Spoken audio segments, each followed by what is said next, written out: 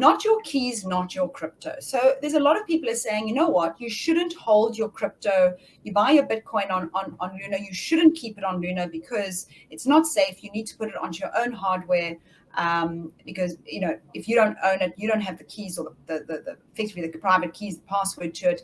It could be stolen or hacked. Do you want to respond to that?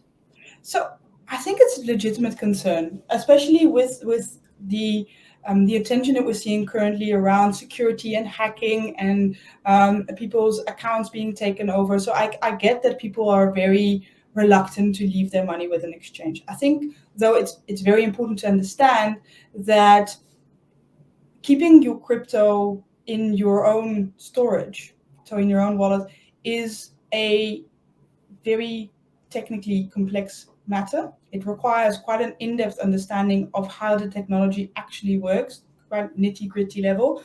And what you're effectively doing is you're taking your virtual bank account and you're putting it on a USB drive and you're putting it somewhere in your home, right? So that's how safe you're keeping your funds then. Yes, obviously there have been exchanges that have been hacked and funds have been lost. But if you look at the more reputable exchanges, and there are quite a couple in the world, Luno definitely being one of them, a lot of time and effort is spent on making sure that your funds are as safe as we can keep them.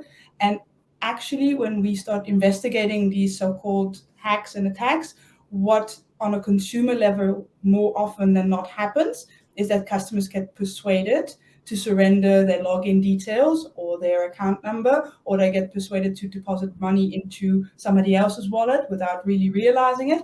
So those are not your typical cyber attack hack like scenarios. Those would be more your phishing scenarios. So going with a reputable exchange that really takes pride in having a lot of security measures in place and treating your wallet with the same respect as you would your bank account might actually be a better idea than storing all of your crypto on a hard drive somewhere in your house, or even worse, anecdotally, in the beginning of Bitcoin, there were people printing out their keys and losing it to wives throwing it in the fire, dogs eating the paper.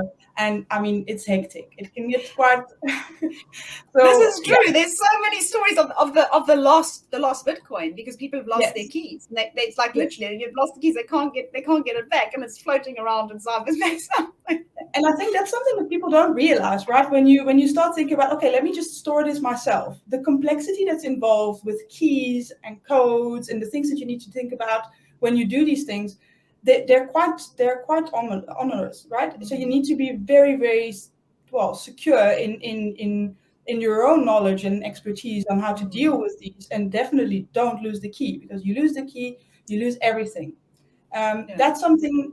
To your earlier point around password recovery, from a Luno perspective, we kind of take care of that problem for you.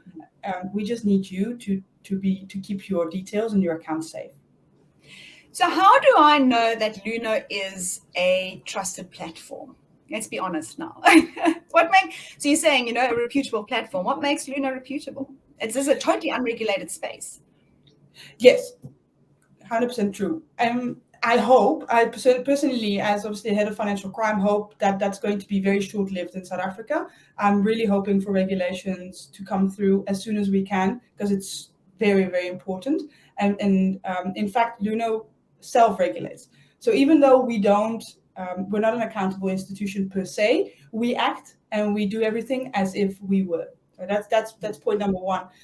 The second thing is that we are ISO certified. So we go through the trouble of getting security certifications to make sure that everything is top notch. Again, we spend a lot of effort making sure that this is the safest place to store and trade cryptocurrencies. And then I think thirdly, on the custodian side, obviously people say, well, crypto is virtual, right? So what gives me the security that that money actually exists? And to that point, we went through an exercise earlier this year with Mazars to actually have that audited. We wanted black and white to have on paper that customer funds represent a capital value with Luno.